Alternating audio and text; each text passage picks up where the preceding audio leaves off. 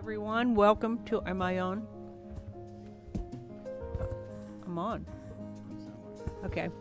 Doesn't sound like it, I don't think.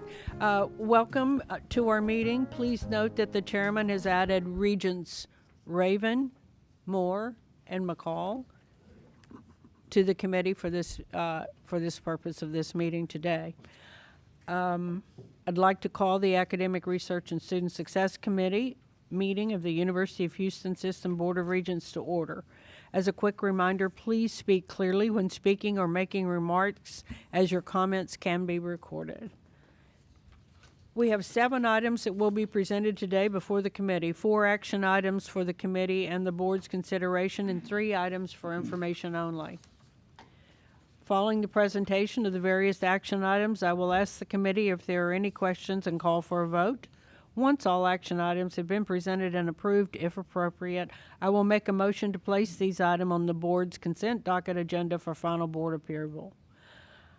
I would now like to introduce our first item requiring committee approval. The meetings for the Academic Research and Student Success Committee held on August the 21st, 2024. Does anyone have any corrections to these meetings? I'll move. Second. Thank you. All approved? Aye. Any opposed? The minutes from the August 21, 2024 Academic Research and Student Success Committee are hereby approved. The first agenda item for the committee's consideration and approval today is item C, approval of faculty tenure, University of Houston System. Dr. Diane Chase, Senior Vice Chancellor for Academic Affairs, will you please present this item? Thank you.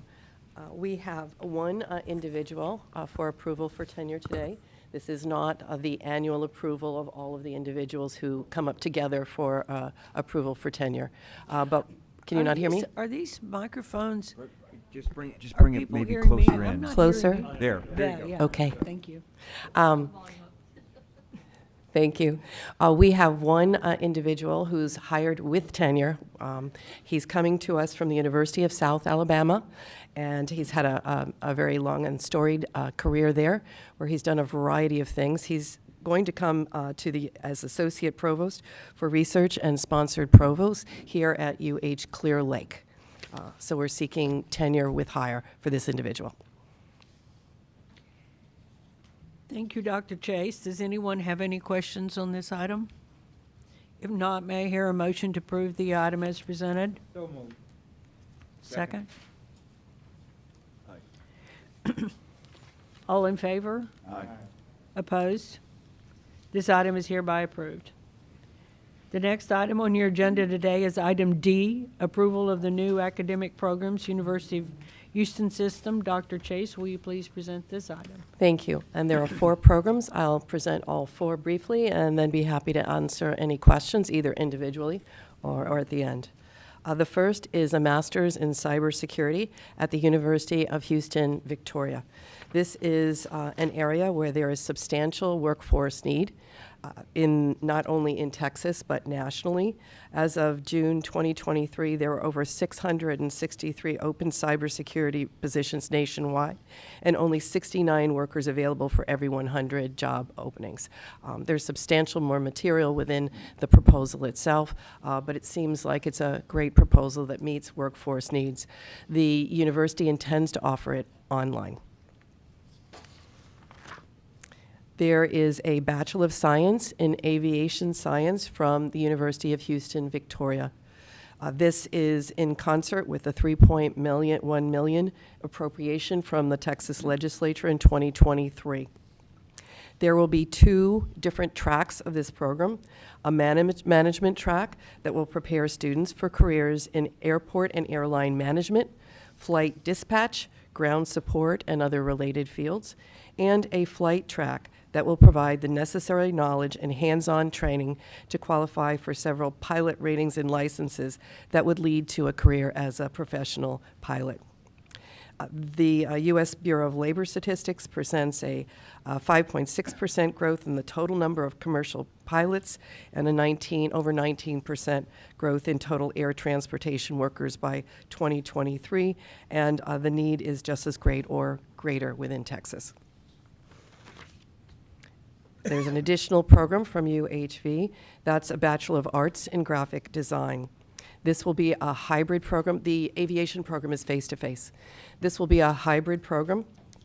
Students will be able to get hands-on experience and be trained as graphic designers. This is also an area where there is workforce need, both in Texas and nationally. The program expects to generate revenue in its 4th year of operation. It largely replaces another degree we'll talk about in a little bit that UHV is discontinuing. At UH, Doctor of Philosophy in Statistics and Data Science. This is a 71-semester credit hour 5-year degree. It will be offered in person. Students will develop expertise in areas such as machine learning, data mining, Bayesian statistics, and statistical computing, and will have an opportunity to apply these skills to real-world problems. This is also an area of workforce need. The graduates of this program will not only be able to get jobs as academicians, but there is substantial need in industry for this kind of analytic expertise. Those are the 4 programs. Happy to answer more questions. Dr. Chase, I mean, how often do we meet with, say, the Workforce Commission to get a sense of what is an emerging trend in the workforce? I'm not sure that we meet with them, but we do analyze the statistics every time we look at one of these programs. Mm-hmm. And so the stats that are inside there come from both the state and the national statistics. Mm-hmm. Okay, thank you. But if there are other ways we can do that, I'm happy to. Mm-hmm. Good question. Any other questions? If not, can I hear a motion? So moved. Second. Thank you. All in favor? Aye. Opposed? Hearing none, that item is hereby approved. The next item on your agenda today is item E. Approval is requested for the University of Houston System Board of Regents Academic Research and Student Success Committee Charter. Dr. Chase, will you present this item? Thank you. The charter, as you all know, needs to be reviewed every year. We're not recommending any changes at this time.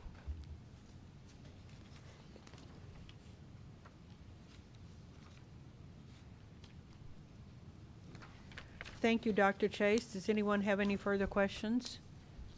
If not, may I hear a motion to approve this item as presented? I'll move. Thank you. Second. All in favor? Aye. Opposed? Hearing none, this item is hereby approved. The next item listed on your agenda today is item F, presentation of low-producing programs report and approval of program closure, University of Houston system. Thank you. There are guidelines at the state level from the Higher Education Coordinating Board of what is considered to be a low-performing program.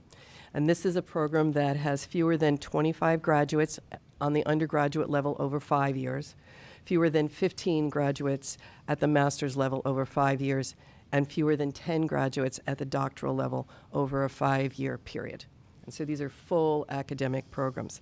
I should note that all of our universities are looking at programs on an annual basis, looking at productivity, but this is specifically with regard to the Higher Education Coordinating Board list. There are 2 programs that are of note today. One is at the University of Houston. It's a master's in architectural studies. We are recommending continuing monitoring status for that program. There's no additional cost for offering it. Students are taking courses from the existing MS in architecture degree. We'll come back and visit this one next time. That would be the point at which we would be making a decision about discontinue or continue.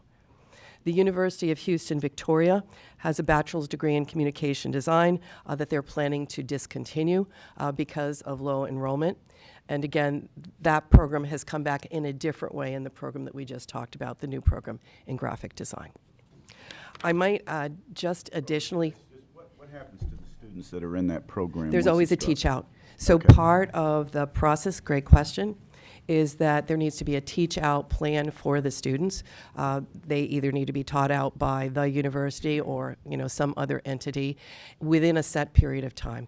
And usually it is based on student enrollments. That it was actually the one from Victoria is they are granted a degree if they complete, as long as they're continuously enrolled. If they stop out for 3 semesters, then that guarantee does not necessarily hold. Great question.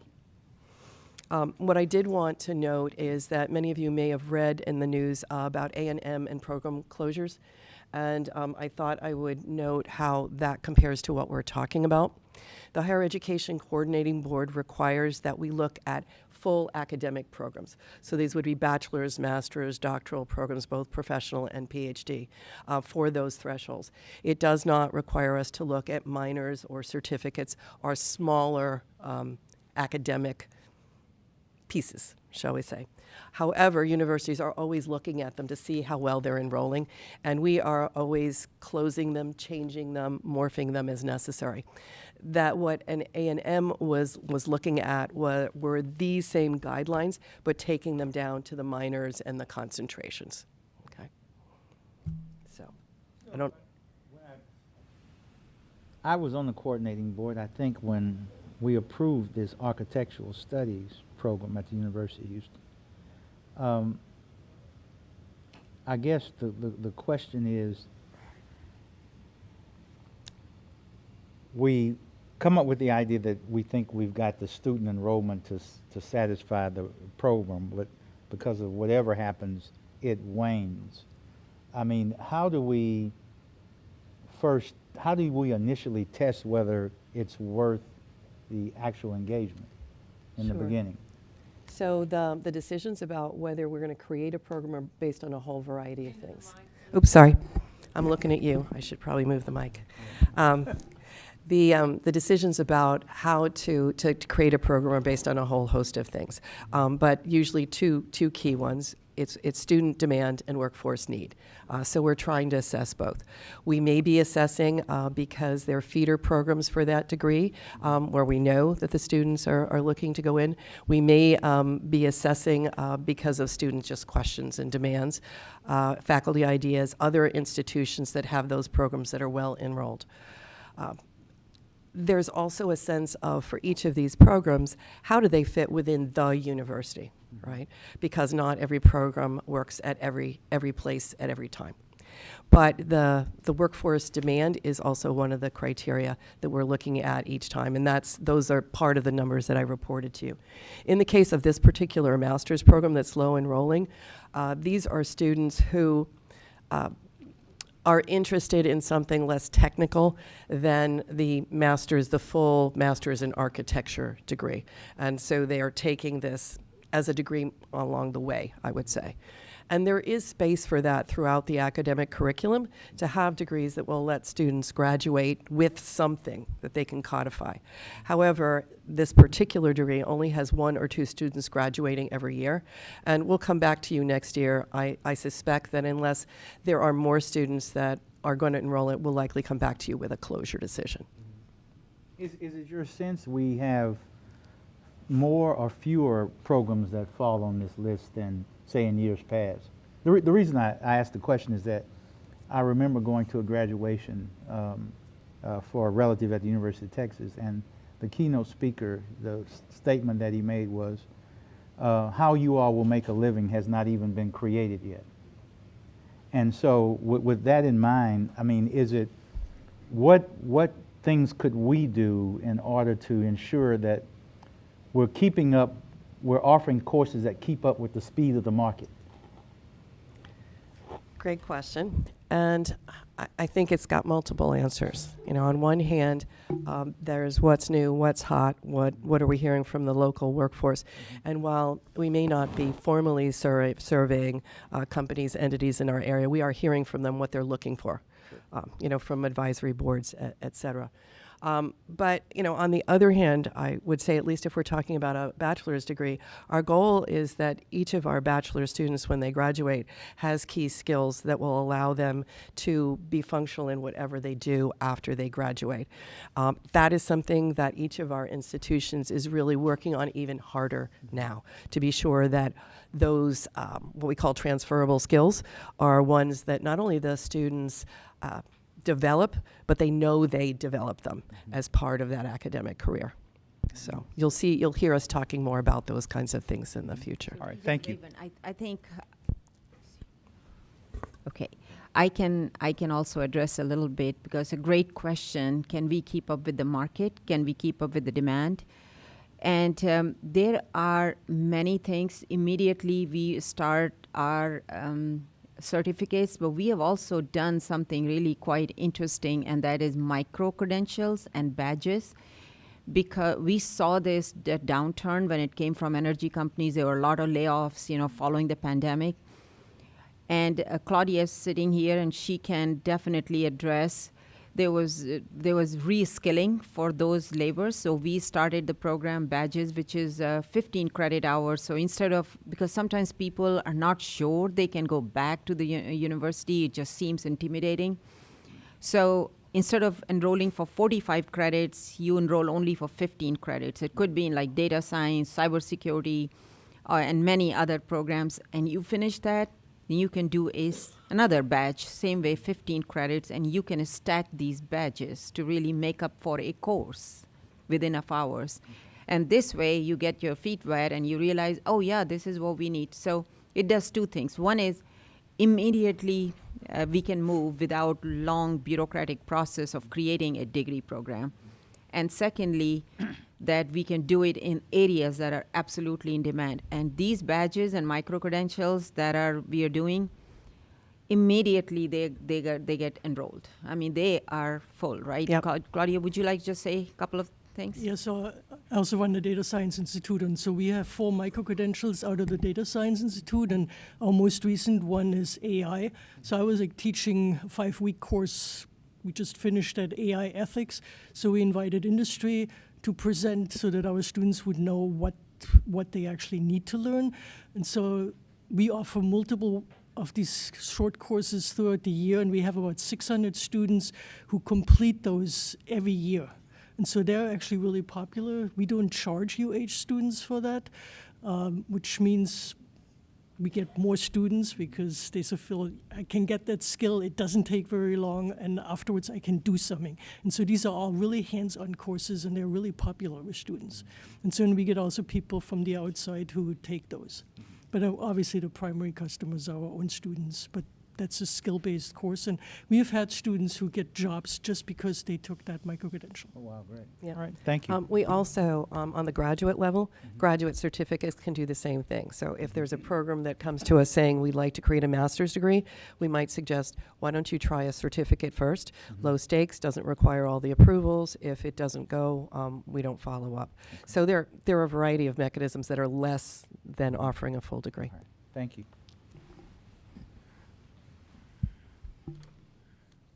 I think that's it for low producing, unless you guys have any more questions. So that was item F. Thank you, Dr. Chase. Do we have any further questions?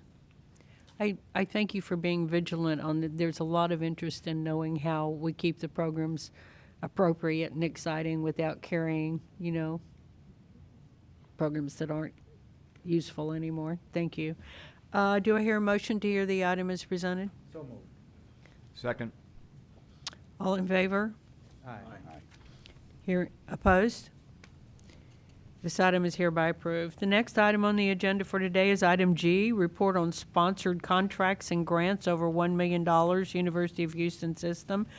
Dr. Claudia Newhouser, Vice President and Vice Chancellor for Research, will you please present this item? Great. So this is my annual report. Once a year, we're by policy required to report on awards over $1 million, and it's always a happy report because there's some really exciting projects. So I'd like to walk you through that. Starting out, to put this in context, I take a 5-year window, and these are all of our awards, more than $1 million or less than $1 million. So during those 5 years, we received 1,873 awards for a total of $750.8 million. And so 80% of those, the total projected award amounts came from 6 colleges. Not too surprising, those are the ones where there are many opportunities to apply for awards: engineering, natural science and mathematics, liberal arts and social sciences, pharmacy, optometry, and education. Also broke out federal funding is our primary source of funding. HHS, which is mostly for us, the National Institutes of Health, we got about 30% of the total projected award amount. So when we get an award in, it's usually a multi-year award, and we record the total projected award amount over this entire period. So we only count it once when we get it. DoD was our second largest. Similar to NSF, about 15% of our federal funding comes from those two agencies. Department of Energy is about 5.6%, and Department of Education about 4.3%.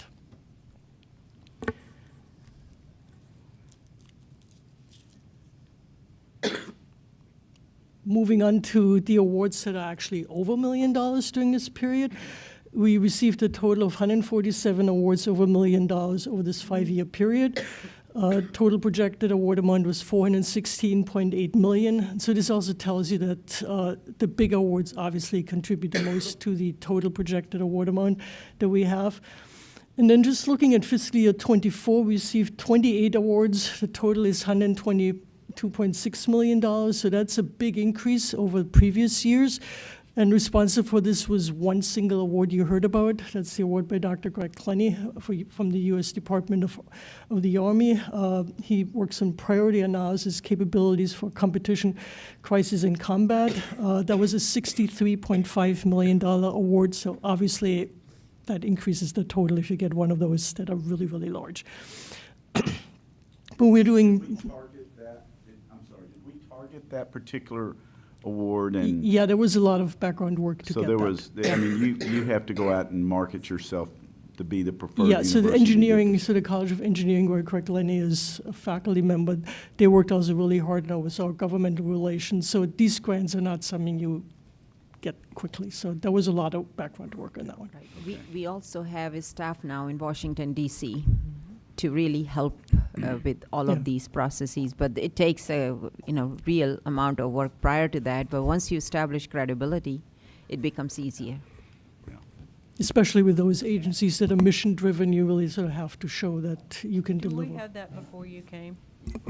Actually, we could count $1 million awards on our hands. So this is really important. And now with the State of Texas funding of the endowment, the Texas University Fund, now we're investing in building those research core shared facilities that we really need to go to the next level, as well as hiring some of the leaders in areas that we are absolutely nationally and globally very competitive, like advanced materials, for instance, just being one example.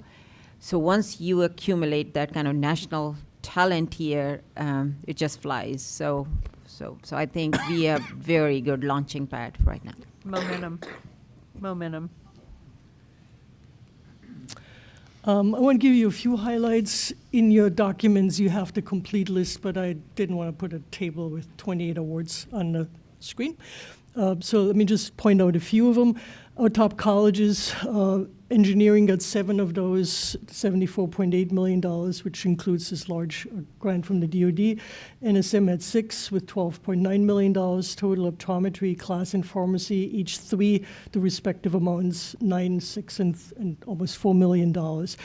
Just to give you a sample so you get a sense for the type of research that our faculty do that attract those really large grants, starting with Dr.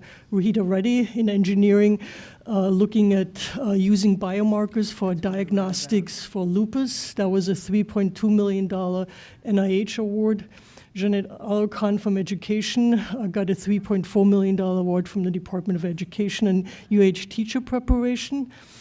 Wendy Harrison from optometry looks at retinal function and progression of different objective phenotypes for prediabetes and type 2 diabetes. We all know that vision is a huge issue with diabetes. That was a $3.3 million award from the NIH. Dr. Clayton Neighbors from CLASS and psychology department got an award for evaluating telehealth delivery of brief alcohol screening and intervention for college students, also a $3.2 million award from the NIH. Dr. Wei-Yi Peng from NSM, she's part of a large consortium. That's one of the ARPA-H awards we got, Rises to Lead. We're one of 8 other universities and 2 private industry partners in this large collaboration. So as you know, Opera H is a new agency, so that was exciting for us to get a large award from that. It's a $2.1 million award, and that's on cancer therapies.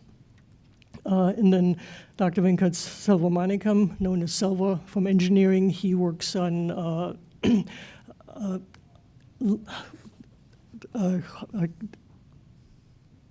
the conductivity tapes, yeah. Superconductivity, thanks.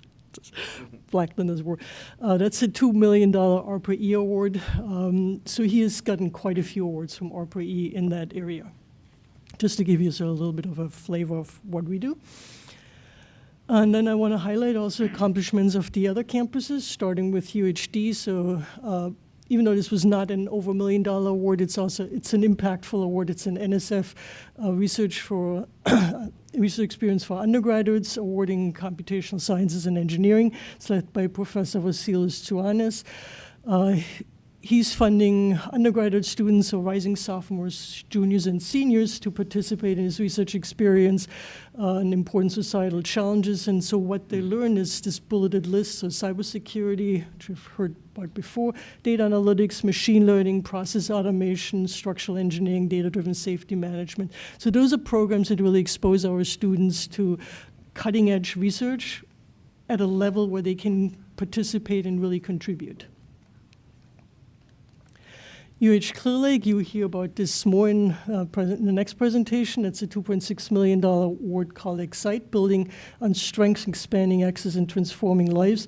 So Dr. Kathy Matthew will report more on this, so I'm just going to briefly mention this. It's increasing retention and graduation rates for important programs for future teachers or school counseling. And it provides scholarships for low-income students. And this grant was originally funded in 2019, so that's the second time they're getting it. It's a $2.7 million grant. And then finally, UH Victoria, I want to highlight a program that Hardik Goel runs. He's a very successful faculty member there. He has 2 grants. They add up to over $1 million from it's a minority-serving partnership programs with Patel Savannah River Alliance. So these are also research experiences primarily for undergraduate students and graduate students, and they have done really well. They have published papers, given presentations. They conducted 18 presentations at the Waste Management Symposium. That's for radioactive waste. That's what Patel Savannah River Lab does. And so 4 of these students have secured internships at federal labs, and 1 student was actually hired by that lab. So that's a very successful program. So that was fiscal year 24. We get a lot of new awards actually September 1, which is then the new fiscal year. So I just want to give you a glimpse into the future, starting with the first one, Bettina Beach. She's the UH PI on a $44.2 million award from Clinical and Translational Science Award from the NIH, which is we have a $13.5 million part of this at UH. That's with Baylor College of Medicine, who is the lead institution in this. And this really is going to help us to build our translational and clinical health. So this is a very large grant. It's very prestigious. The last grant that was awarded was like 9 years ago. So this program started in 2006. And about 60 institutions are part of that. And so an institution has to drop out for another one to join. And so we're the first one in. Let me expose myself here. Can you in one sentence tell me what translational and precision health means?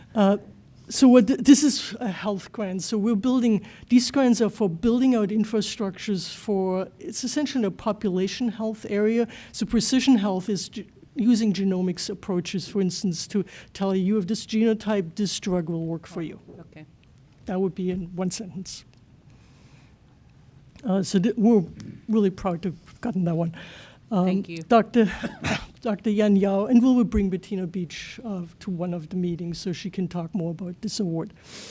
Dr. Yan Yao, he's the UHPI in a very large consortium as well. It's a $62.5 million Argonne Collaborative, so it's with a national lab on energy storage, so he's a battery researcher. Argonne is the lead, and there are 13 other partners. We're the only partner in Texas. Then Then we have a $4.8 million award we just got for Dr. Laura Gary. It's a national test of a culturally tailored mHealth integrated smoking cessation mental health intervention for Black adults with HIV. A $1.6 million National Science Foundation award for Dr. Jared Henderson, and he's mentioned twice here. He works in educational opportunities in engineering, so that's identifying features of informal engineering programs that foster youth engineering identities. It's really trying to attract more students into engineering. And then Pepe Contreras Vidal, he got a $1.3 million NSF grant that sort of straddles brain and music. So he works on very interesting aspects of understanding the brain, better using expressive movement and music. And then Jared Henderson, again, with a $1.2 million NSF award, Authentic Community Engaged Scholarships in STEM Education Postdoc Training Program. And with this, that ends my presentation. Hey, Beth, Regent Madison, thank you for that presentation. It was fantastic. A lot's been said about the optometry school, which is our #1 building that we're trying to get rebuilt and going to the emergency funding bill. Very timely about the research. I can fill you in that University of California at Berkeley has always led the United States in research. A few years back, University of Houston Optometry School overtook them as the #1 research facility for optometry in the nation. And I'll tell you, as goes United States, it goes to the world, because no one else has the magnitude of the training and the profession and the research that we have in the United States. So we have the #1 research optometry facility in the world here on University of Houston's campus, and that's with a building that's in disrepair right now. So just imagine what we can do with this new building, and to fulfill the chancellor's dream of increasing research dollars, which is one of the goals to bring us into the top 50 universities in the United States. Research is certainly a big key to that. So just adds to the importance of us getting this funding bill. So thank you very much. Thank you for the comments, and more importantly, for your stalwart support for this school. And I'm so glad to see some benefits finally coming to fruition.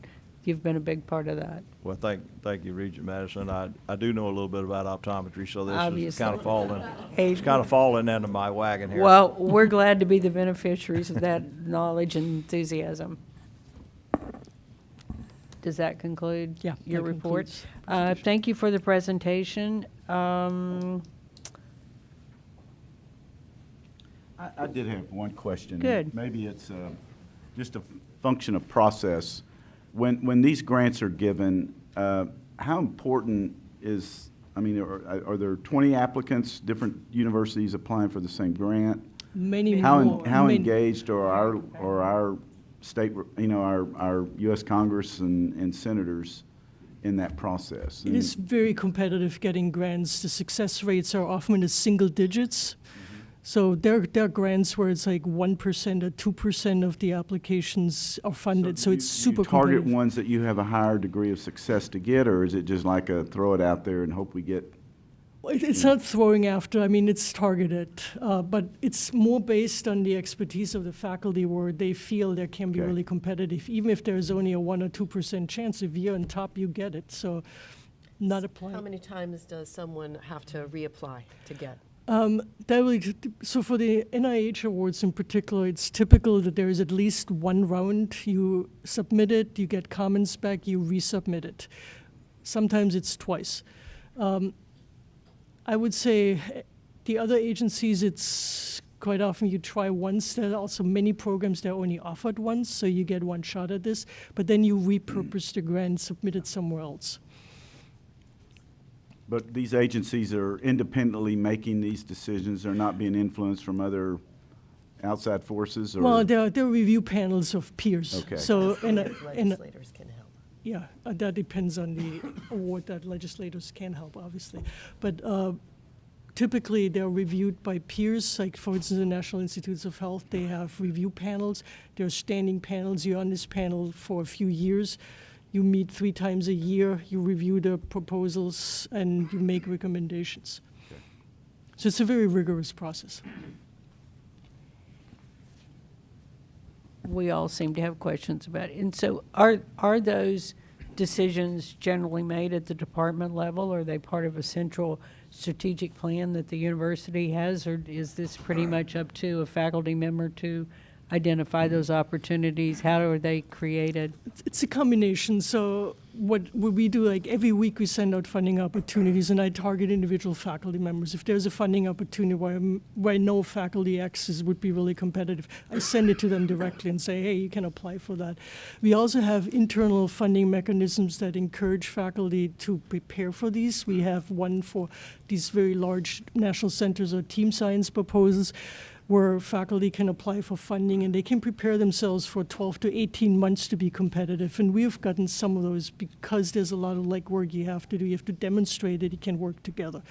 Often faculty, I mean, they go to agencies, they're connected enough that they know which funding opportunities come up. There's some that come regularly every year. You know, there's submissions deadlines, and we prepare for those. So it's really a combination that it takes everybody from faculty member to administration to make sure that we don't miss really good opportunities for us.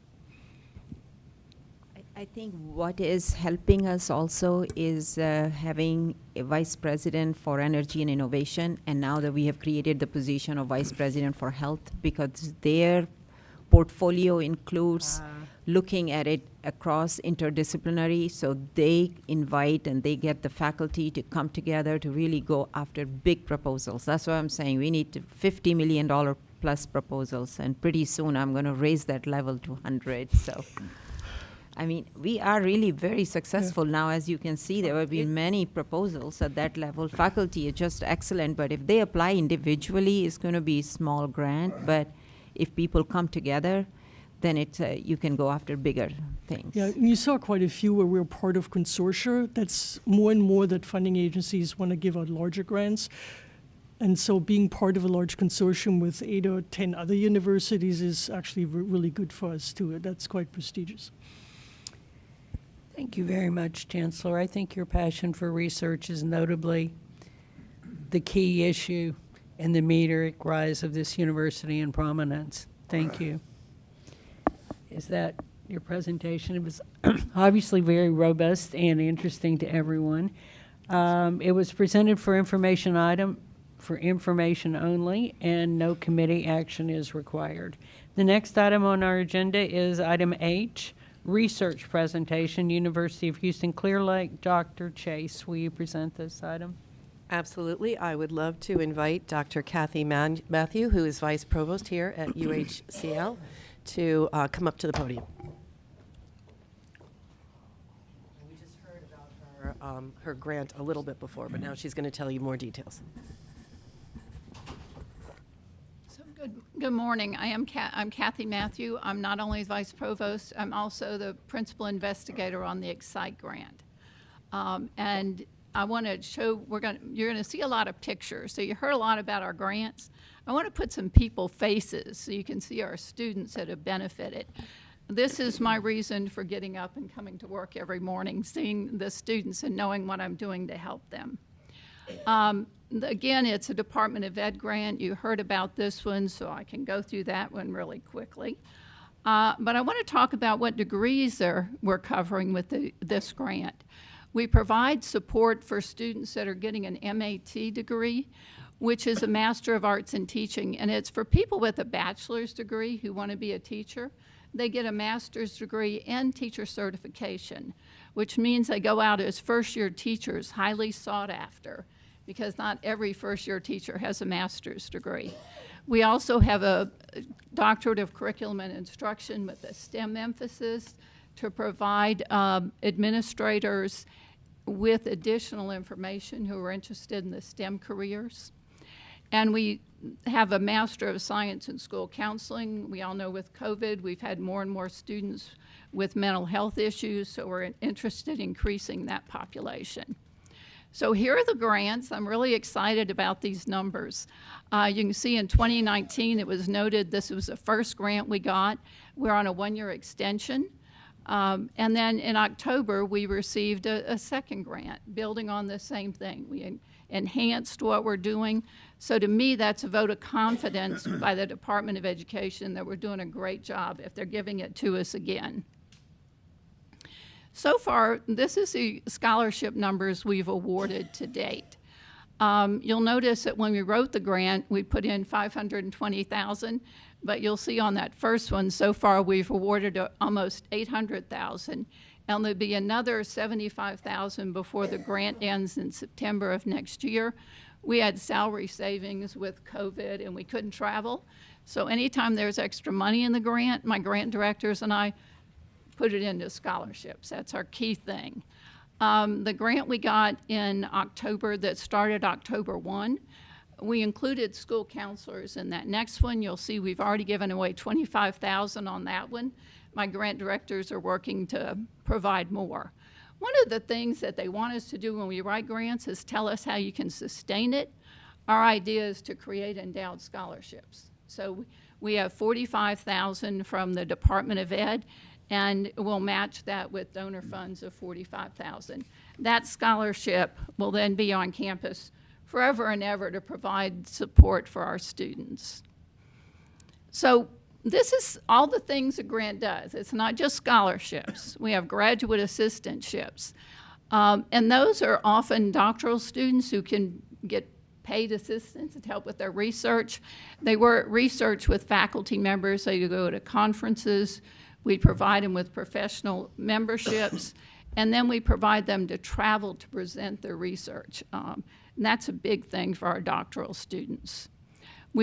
The goal was to increase the numbers, which we did, but I think the most important part of this slide is those smiling faces of our doctoral students. That's always a big event for all of us.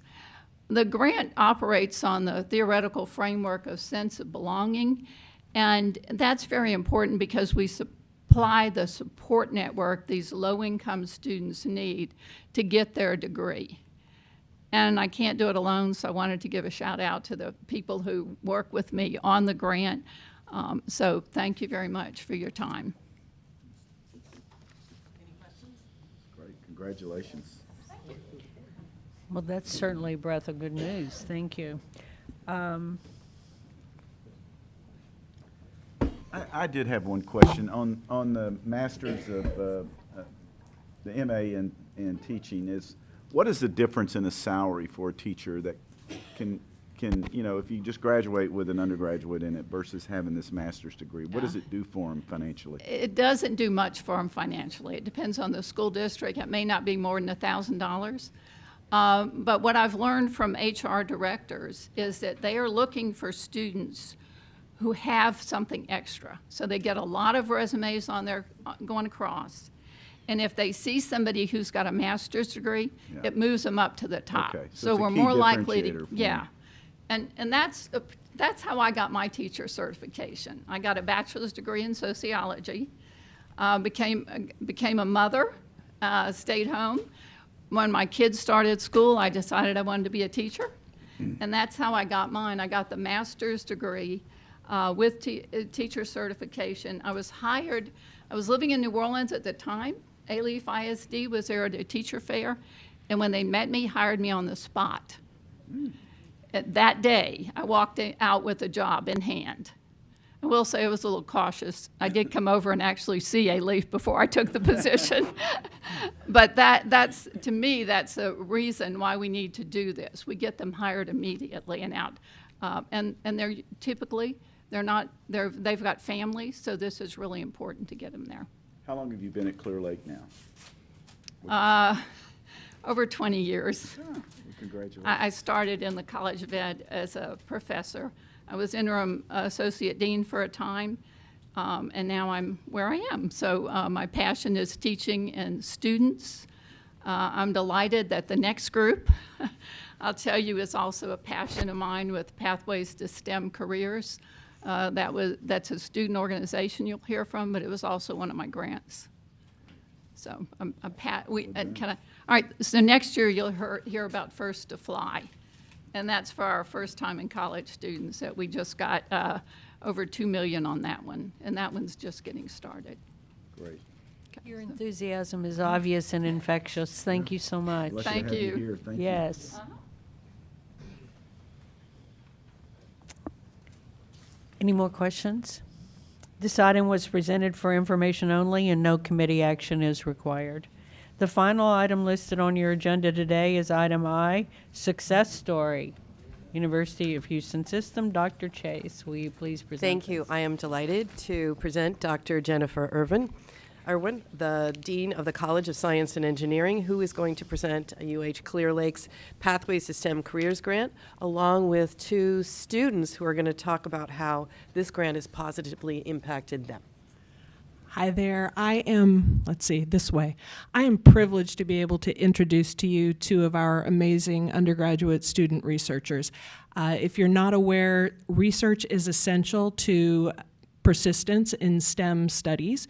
And so anything that we can do to give our students more opportunities to do research is going to help them to succeed and become successful scientists and engineers.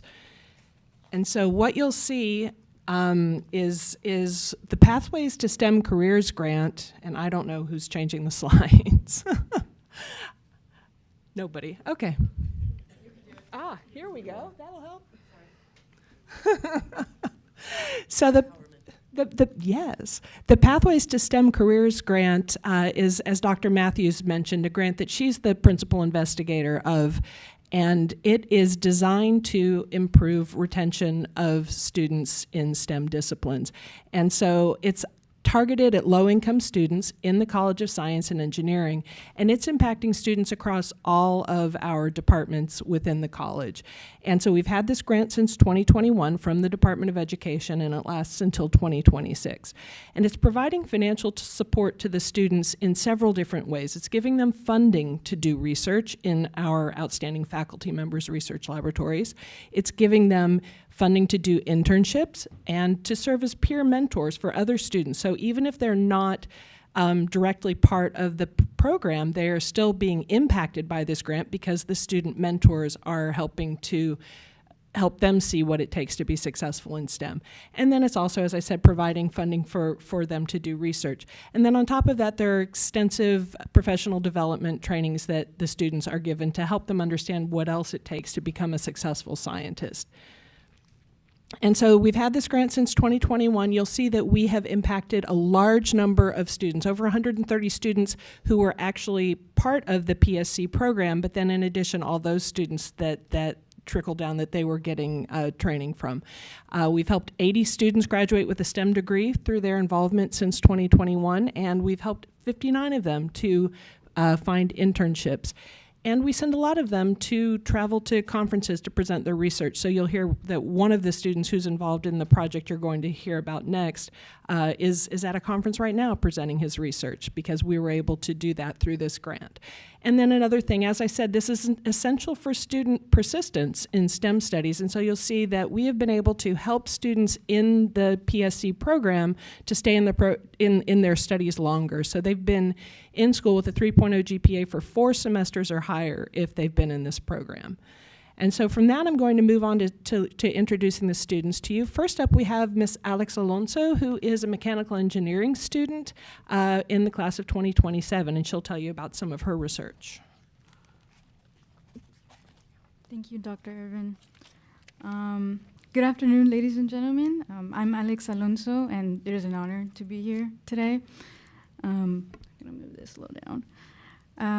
I'll just be telling you a little bit about myself and the research that I helped out on. So ever since I was a little kid, I knew I wanted to become a mechanical engineer. It started out with those Lego robotics kits. I don't know if you guys know about those. And eventually I was able to start helping my dad fix random little things with his car on. And so ever since then, I knew that the foundations and passion was there.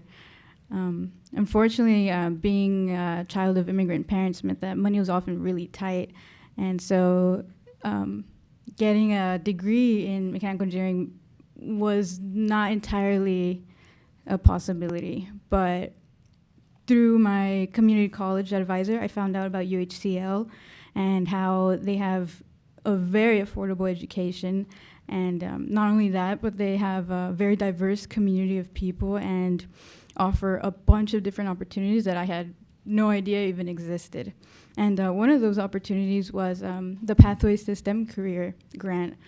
Through this grant, I was able to conduct research. About that research, it was a collaborative effort between myself and a fellow mechanical engineering student, Mr. Brian Leon Estrada. Unfortunately, he couldn't be here today as Mr. Estrada is currently presenting the same research in Portland at the American Society of Mechanical Engineers Conference. Surprisingly, we were even able to win first place at the ASME's Undergraduate Student Safety Innovation Challenge competition. So that was a good heads up. Yes, sir. Thank you. Thank you. Oh, yes, sir. Putting that on my resume. So our research focused on testing a new biomedical resin to see if it could withstand repeated loadings and to be used as an alternative to traditional materials used in spinal fusion cage devices. For most patients, these traditional materials like titanium and ceramics work fine, but for others, it can lead to life-altering complications. So our goal was to test this new material to see if it can withstand repeated loadings and without sustaining damage to its structure. These tests were conducted using a low-cost, very low-cost fatigue testing device that you can see in the PowerPoint up there. I know it looks very DIY, but it got the job done. So we eventually found that this material was indeed resistant, but we'd like to continue further testing next semester with the continued support of PSC. I want to thank UHCL and PSC for this amazing opportunity, and especially our professor, Dr. Bouillon, who allowed me to conduct this research under his mentorship. I will now pass it on to my fellow peer, Mr. Christian Vasquez, and he will tell you a little bit about his research. So when are you on track to graduate? 2027, hopefully. Thank you.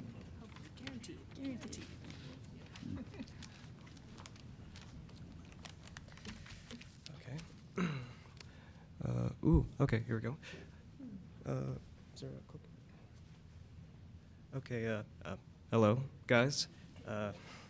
My name is Christian Vasquez. Ooh, is that better? Yep, the mic. Ooh, like that? There we go. Okay, cool. All right. So again, my name is Christian Vasquez. I am an undergraduate mechanical engineering student at the at University of Houston Clear Lake, and I wanted to talk a bit about why UHCL, about how PSC has helped me, and also about my invention, my invention. So why UHCL? Well, I'd say it was because I wanted to be a part of a more, I suppose, of a small but like a close-knit community of peers, so that I would be able to work more with my faculty, fellow students, and fellow peers, and so that through these interactions with them and through networking with them, I would be able to get access to the material resources and the intellectual resources to engage in research and eventually to pursue opportunities beyond that, such as getting internships and getting research opportunities. And for the benefits of PSC, so how PSC has really benefited me is, while I want to be as engaged as I can in these endeavors, finances can be a challenge. And if I did want to work a job outside the university, I would want to work one that would be related to what I was studying, and so that I could not only enhance my skills and connect with potential mentors that could help me out, but also so that, you know, it could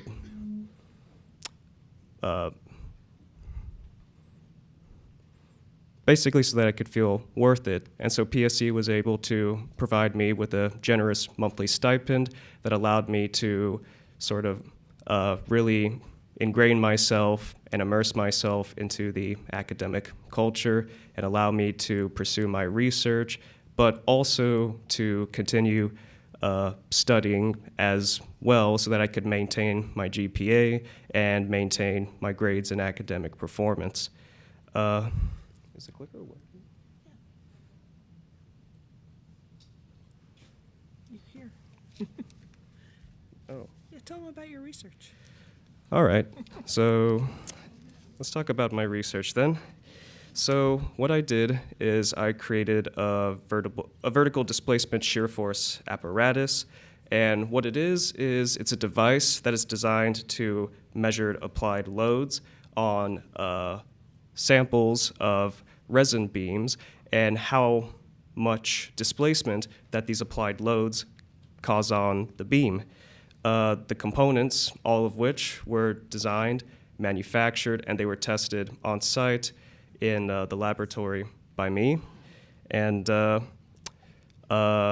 me, along with the help from my faculty supervisor, we were actually able to write a provisional patent, and we were able to get that provisional patent published, making me an official co-author of that patent and a co-inventor of the apparatus.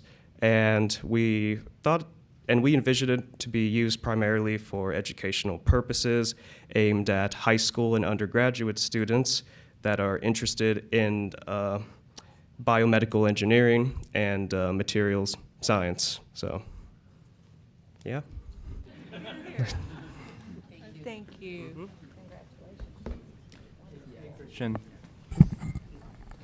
I just want to say my brother actually is a biomedical engineering. He's now a master's student or a graduate of a master's program from the University of Houston, and this is awesome. Congratulations on your patent. That's huge. So congratulations to both of you. Yeah, am I live? I think so. Am I live? Okay, I just can't hear myself over here.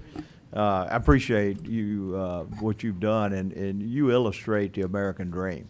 Having this idea, bringing it here, you following, your father lined you out on this, and now you're a cool patent holder. Congratulations, both of y'all. You give us all.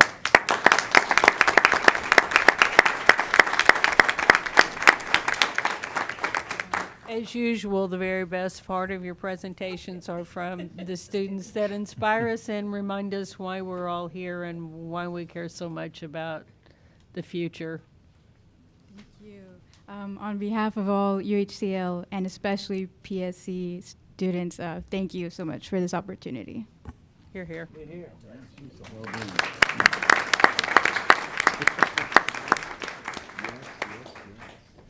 This concludes the presentations and approval of our agenda items today. May I hear a motion to place the 4 action items unanimously approved by this committee on the Board of Regents consent docket agenda? So moved. Second. All in favor? Aye. Any opposed?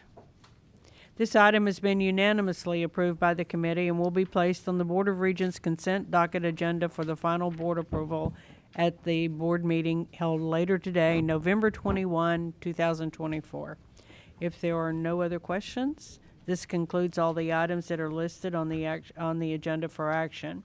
Section 2, of course, is the executive session and it will be noted that there will be no executive session held today. Does anyone have any questions or comments? If not, this meeting is hereby adjourned.